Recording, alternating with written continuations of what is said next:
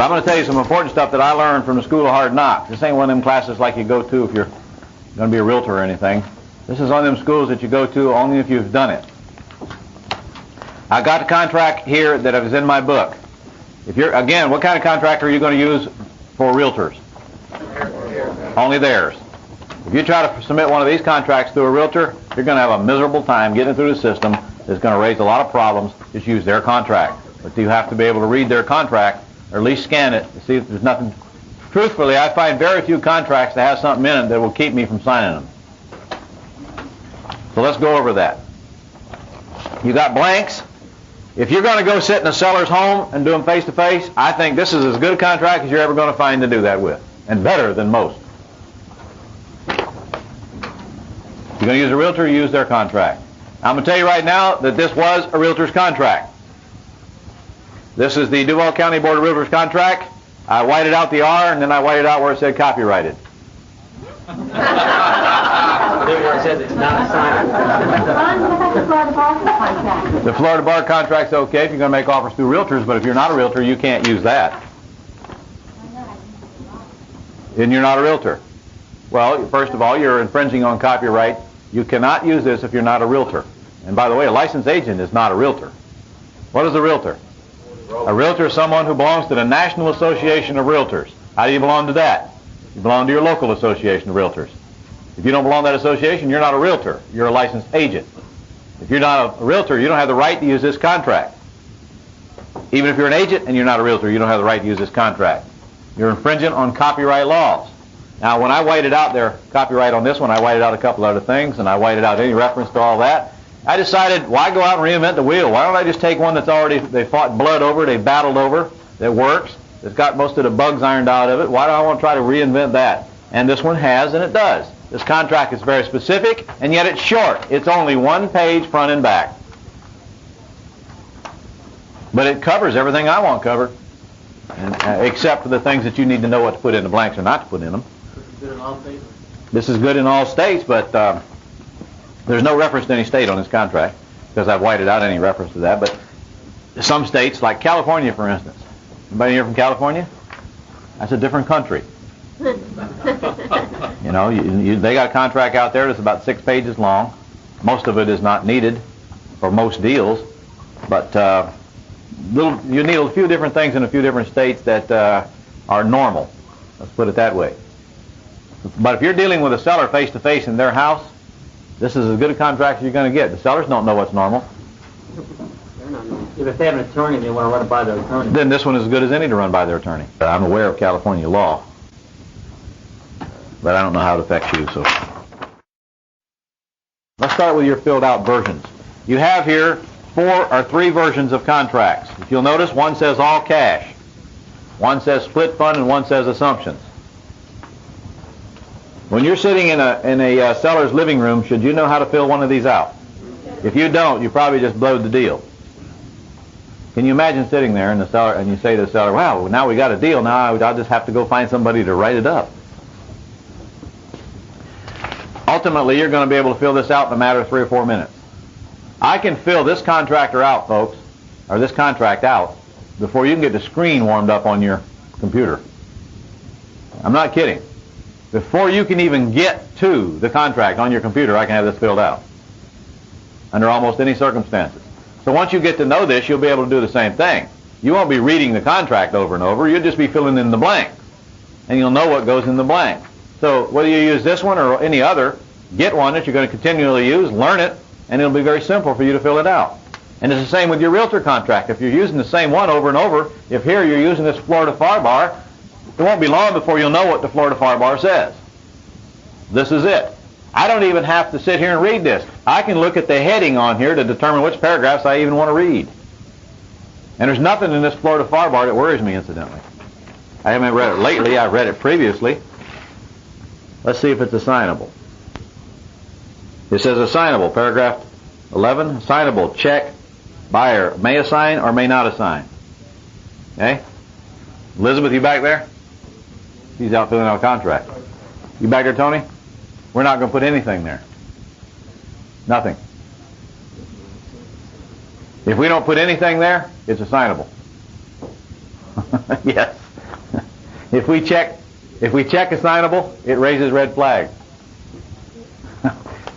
Which gets us to the first line of our contract. Hold your questions. I'm going to answer them anyway. First line of our contract. It says buyer. Who's the buyer? You are. Should we put as trustee there? No, I wouldn't put as trustee there, because if you put as trustee there, that raises red flags. But you should put and/or signs, right? No, you should not put and/or signs.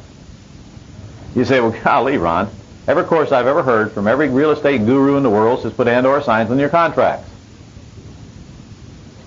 Well, go ahead and do it. See if it don't cost you a deal by year's end. Putting and/or signs on your contracts will literally raise red flags, especially if you're dealing with institutionally owned properties. It says to them, seminar graduate, brand new, just got out of class, can't close, don't have no money, going to try to sell my contract before I close. And it'll cost you a deal. But let me ask you this. Why do you need and/or signs on it anyway? If there's not a paragraph in the contract that says you cannot assign it, it's assignable. We have that in Delaware in our... Even if the contract says you can't assign it, why do you need it? If you're going to a closing and you're going to take title and 3 minutes later you're going to transfer it to your buyer, are you signing your contract? Huh? Then why do you need to worry about it? I'd rather sign the contract and pay transfer tax. Oh, you'd rather sign the contract than pay transfer tax? 3%, yeah. Well, if you are going to deal with that, then you are going to have to put and/or signs in it, or you're going to have to put as trustee on it so you can take title in the trust and just let them be the owner of the trust from day one. You don't even assign the trust. You can be the trustee of their trust and then resign if you need to. If I lived in a state that had 3% transfer tax, I would deal with it too. Worst case scenario here, even in Florida, you pay $7 a thousand transfer tax to assign it to your new buyer.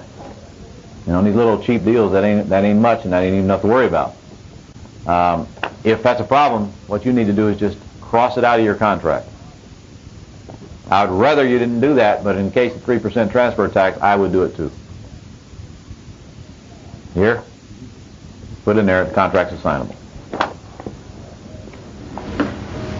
Who's the seller if you don't know their name? Owner of record. Owner of record. The address is the address, and it calls for the legal description. Which is more important, the address or the legal? Legal. How many say legal? How many say address? If I have a choice, I'll take the address, hands down. Because you see, I don't know what legal the property, I don't know what legal goes to that property, what property goes to that legal.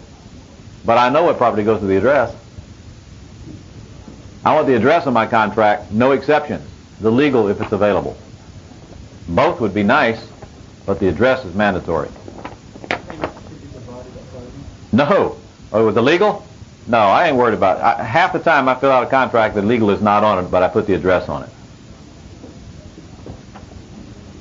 It's up to your closing agent, by the way, who's issuing title policy to make sure your legal matches your address. How would you like to buy a house and bought the one that you didn't think you owned? You bought it because the legal was wrong. You see, the address is nowhere on your deed. Your deed is done by legal. You wouldn't be the first one that bought the wrong property. The next section just deals with earnest monies, cash, and purchase price. Basically, you just go down the line there. Your contract might look a little different. If you're going to use this one, the first line is for your earnest money deposit. The second line is for any additional deposit due later on prior to closing. The third line is for the balance of cash due at closing. So, if you'll look at your all-cash contract, you'll see it's very simple. You put your deposit there, you put the balance due at closing is $29,500 for a total purchase price of $30,000. That column must add up. That's all there is to it. However, if you look at your assumption contract, you'll see that there's a loan that you're taking over involved, so you got to deal with that. In this case, I'm giving them $10 down, I'm giving $990 more at closing, and I'm assuming a $52,500 loan for a purchase price of approximately $53,500. You notice it gives you a place to check, approximate or exact. All loans are approximate. You notice it doesn't give you a place to check beside that. If the loan is approximate, you have to have another approximate. You can't have one approximate without having two. So either your down payment's going to be approximate or your purchase price is going to be approximate. Which one is going to be approximate 99.9% of the time? The purchase price. If you tell a seller you're going to give them $1,000, that's what they expect. So your purchase price will fluctuate up or down with the loan balance, period. Look on line 1G. It says existing mortgage balance encumbering the property be assumed by buyer. What if I don't want to assume it? What if I intend to take it subject to? I better mark out assume and write subject to right above it. What does subject to mean? It means I'm going to take over the loan. I'm going to make payments perhaps, but I'm not going to assume it. Seller is going to deed me the property, but I am not personally guaranteeing and assuming their loan. I'm only taking it over. I'll make payments. That's subject to. Now, some people are hung up on the fact that they don't think that you can deed a property without assuming the loan. And I know some of you are under that impression. The loan has nothing to do with the title to the property. The loan is a lien against the property. You can deed a property 100 times and not assume the loan. The loan is still against the property. If I deed you a property with a loan on it, you own the property, but the loan is still attached to it. I can't get rid of the loan by simply deeding the property. The loan is a lien against the property, and it'll stay on the property till it's paid off, no matter who owns it. On the other hand, you don't have to assume that loan to have clear and legal title to the property.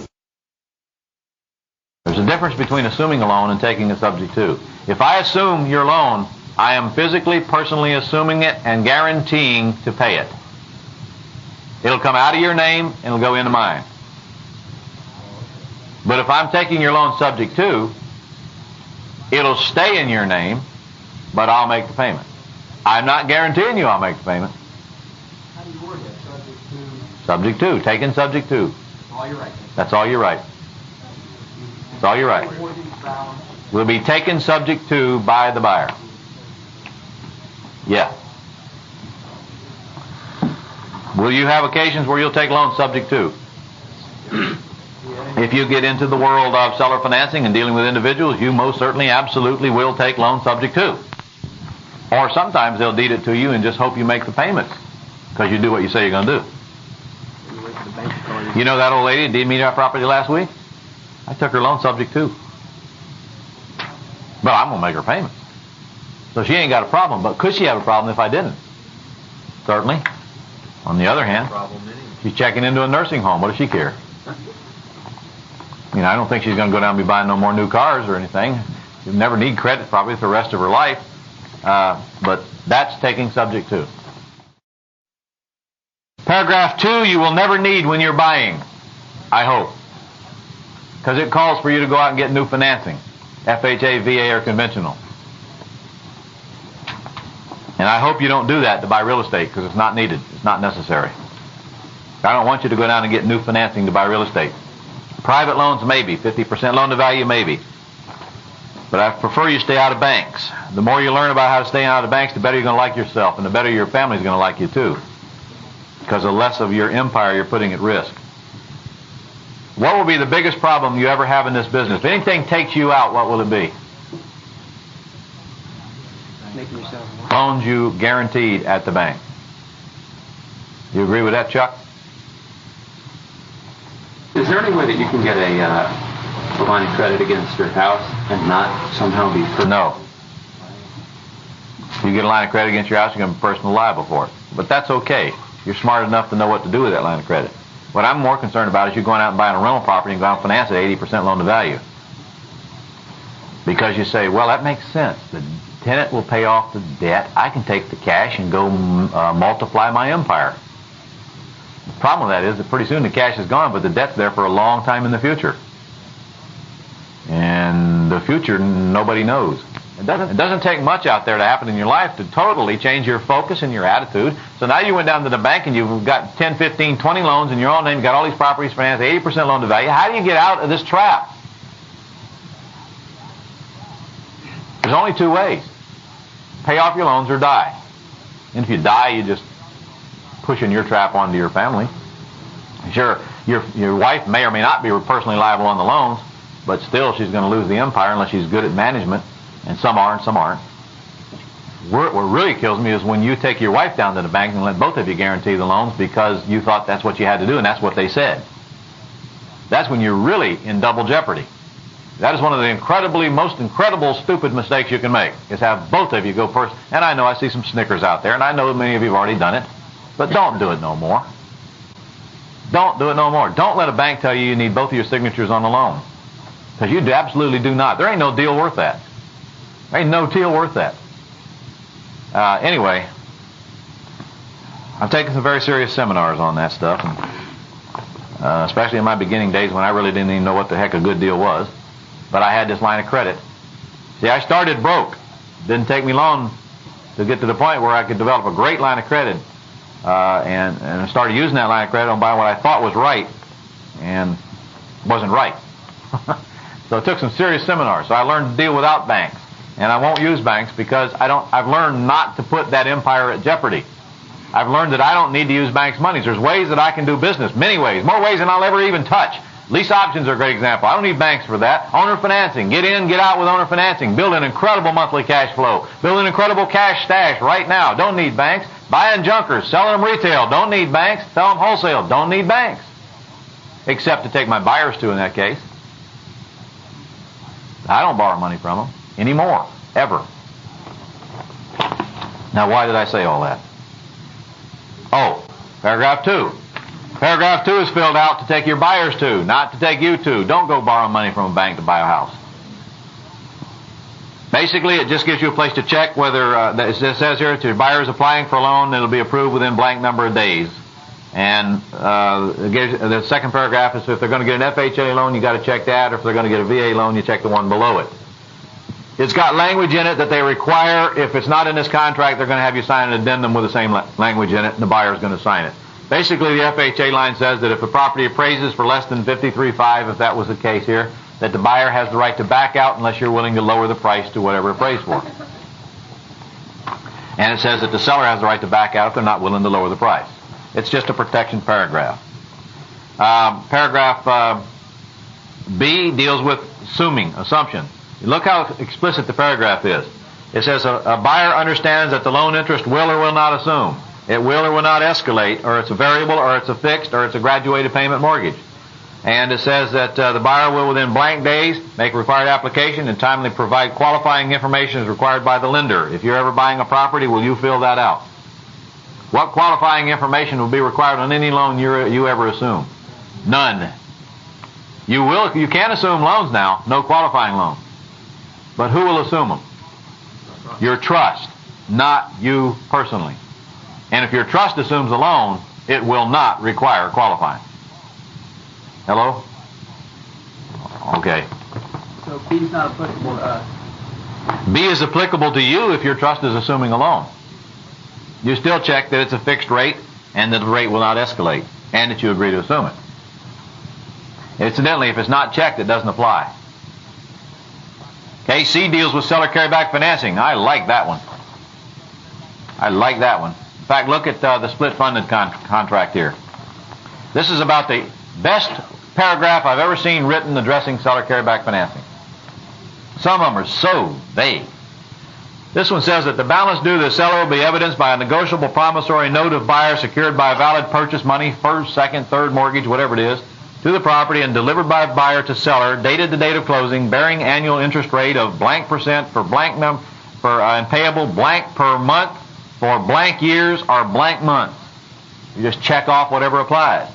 Privilege of prepayment does or does not apply. That means there'll either be a prepayment penalty or there won't be. When you're taking back a mortgage on a property, do you put a prepayment penalty in it? No. No.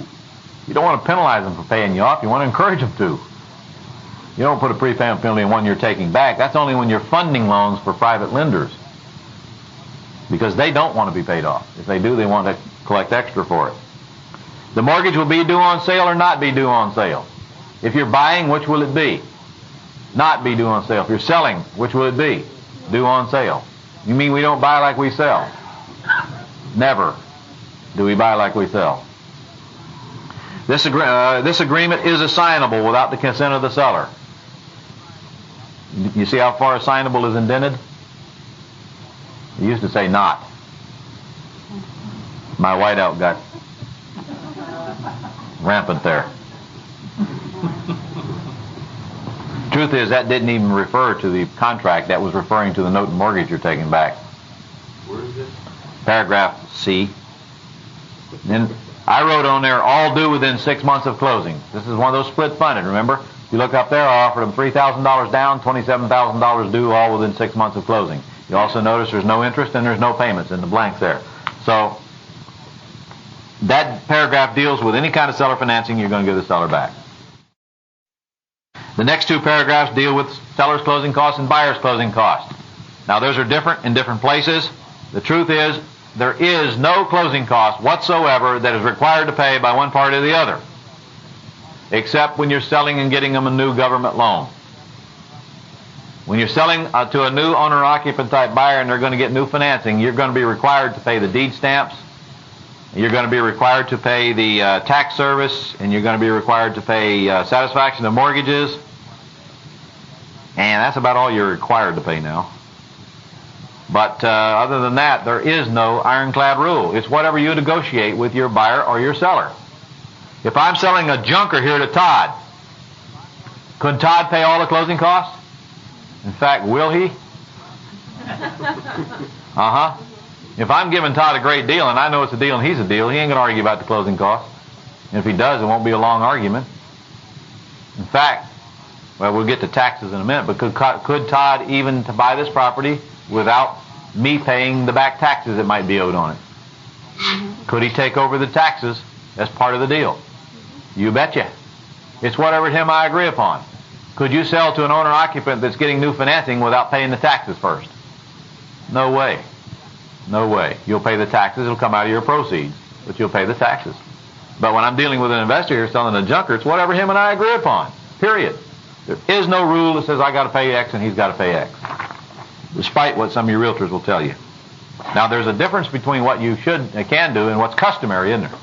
It's customary for the seller to always pay the transfer tax in this state called deed stamps, and in Delaware it's customary for the seller to pay half and the buyer to pay half. Same with Maryland, where they have a 3.5% transfer tax. That doesn't mean it's mandatory. It's just customary.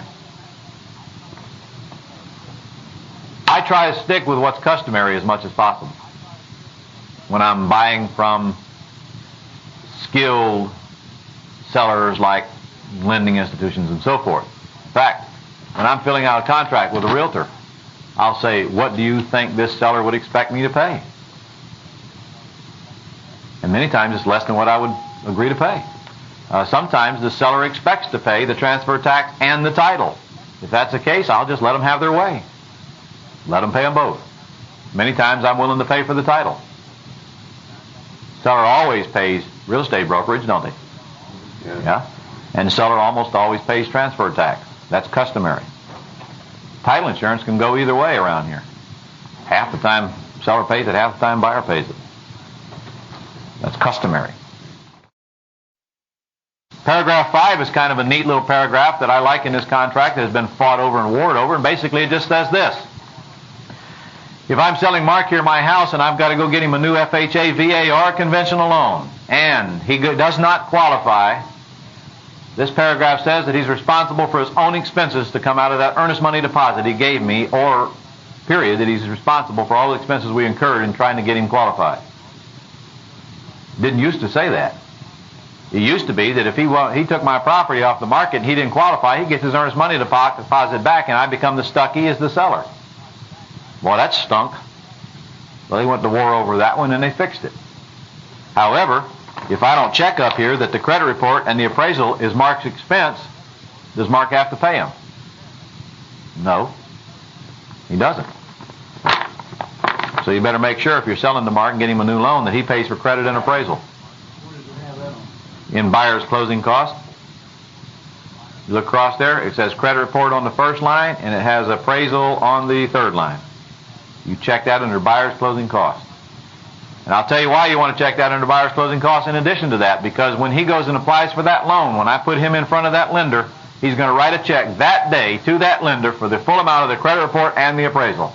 I'm going to make sure he brings it. And it's at his risk. If he don't get approved, he's lost it. It also says, of course, if the seller can't deliver clear title or the seller can't sell the house, the seller is responsible for those same expenses. Paragraph 6 deals with prorations. It says that taxes are the seller's responsibility at the closing, buyers afterward. And the same thing about interest payments and so forth on a loan that the buyer is assuming. However, look over here at your assumption contract, and you'll notice that the proration paragraph is crossed out, isn't it? Turn that contract over on the back with me to paragraph 18. It says the buyer will assume existing escrow account at no cost to buyer, and any escrow shortage will be paid by the seller. Any loan, normally, with the government or conventional or FHA, most of them have an escrow account where they're collecting taxes and insurance from the borrower every month. They put it in an account. At the end of the year, they pay taxes and insurance. It is normal and customary, if I'm buying a house from Mark, that I bring enough money to closing to buy that escrow account. That's what's customary. When I'm taking over a loan that I'm assuming, I will never buy the escrow account, period. I always get it free as part of the deal.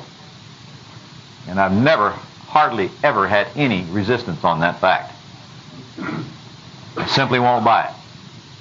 There's sometimes several $100s in an escrow account. Depends on what time of year it is. They never say that. What kind of sellers am I dealing with? Half of them don't even know what escrow account is. That $200 is probably selling the house? Yeah, right. They surely don't know what's in it. The only way you can know what's in the escrow account is if you get on the phone and dial it and go through that long chain of voicemail boxes, or if you get an assumption package in your hand which will show the balance in the escrow account. They don't know what's in their escrow account. It ain't no big deal to them. If it's early in the year, there probably ain't much in there anyway. If it's late in the year, there's probably several $100s in there because it's time to pay taxes. When I assume the property, I'll get the escrow account. However, when I sell the property and I let my buyer assume the loan, well, then we have to do what's customary. They should buy my escrow account, don't you think? I mean, it's in the contract that they're supposed to do that. It must be the law.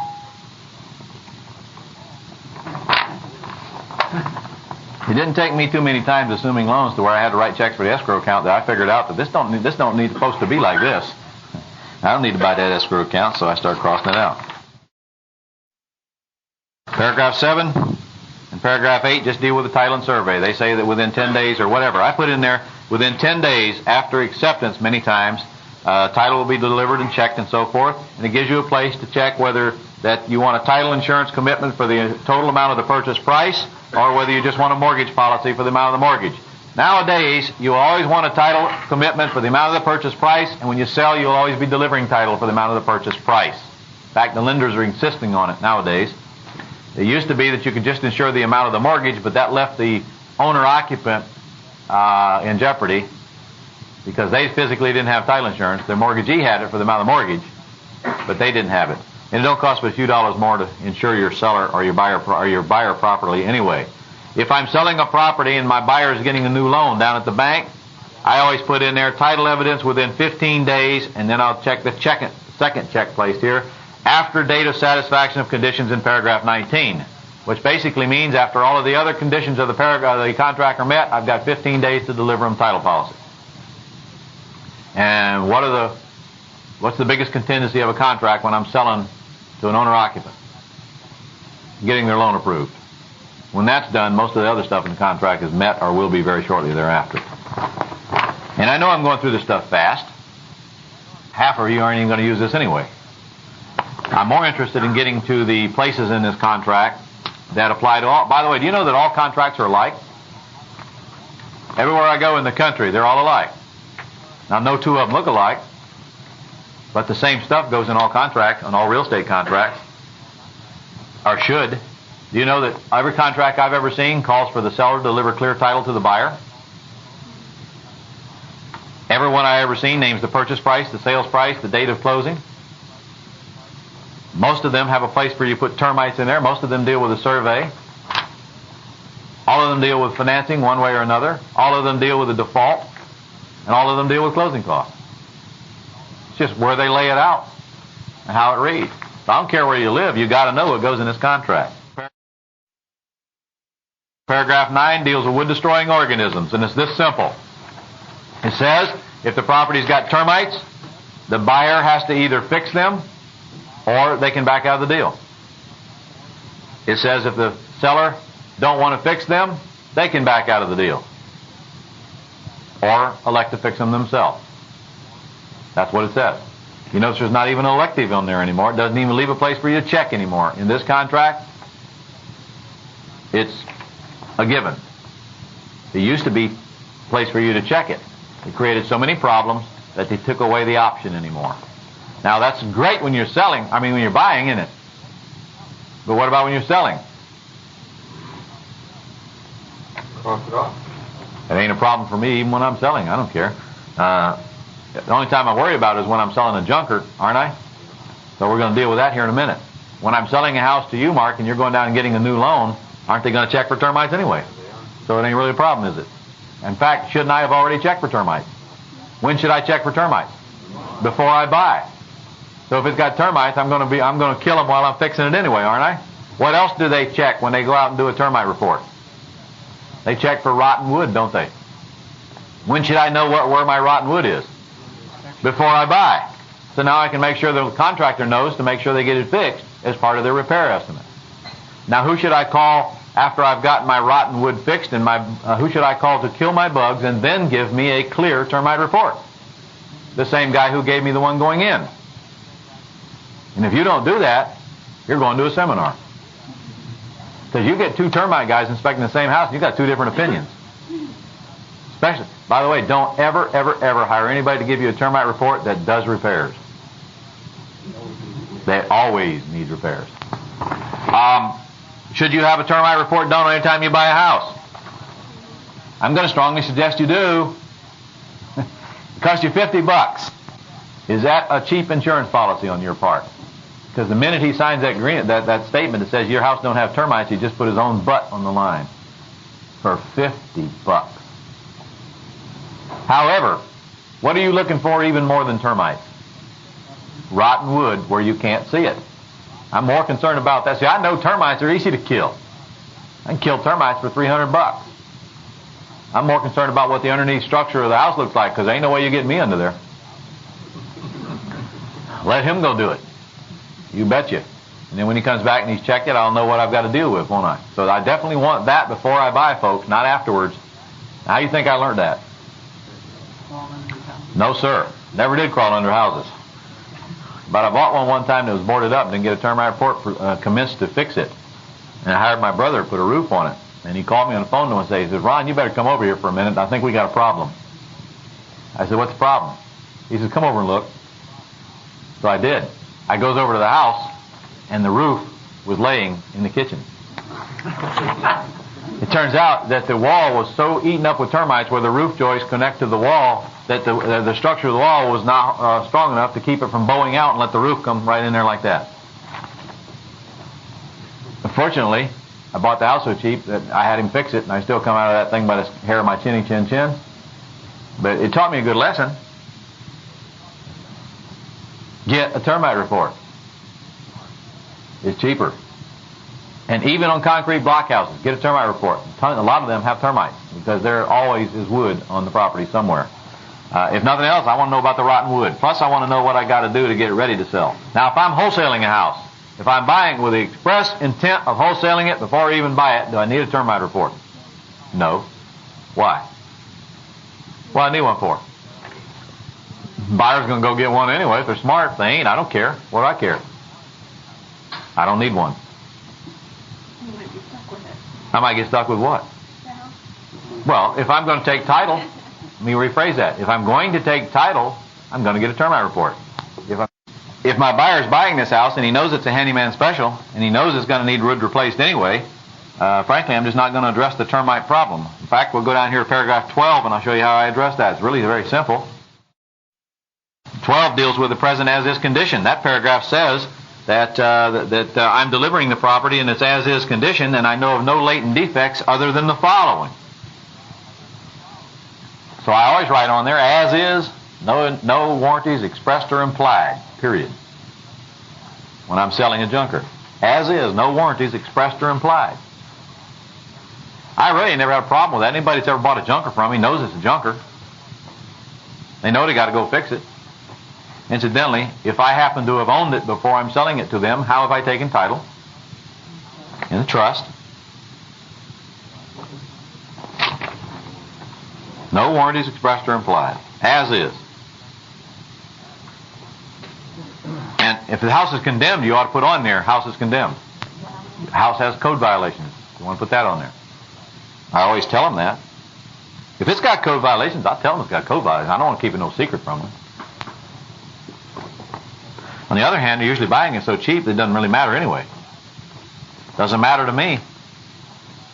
I've bought many, many houses, by the way, that were condemned where the seller didn't tell me they were condemned or had code violations. But you can believe that when I bought the house, the deal was such that I didn't really care. So what am I going to do? Go crying and whimpering to the seller because they didn't tell me? That's why you protect yourself when you're selling, and you protect yourself when you're buying the best you can. But I don't want you to get hung up on all these details. I want you to know what you can do and what you should do. I don't want you to spend so much time dotting every I and crossing every T that you lose sight of the big picture. Making money. I don't want you to not do deals because something goes wrong or something could go wrong.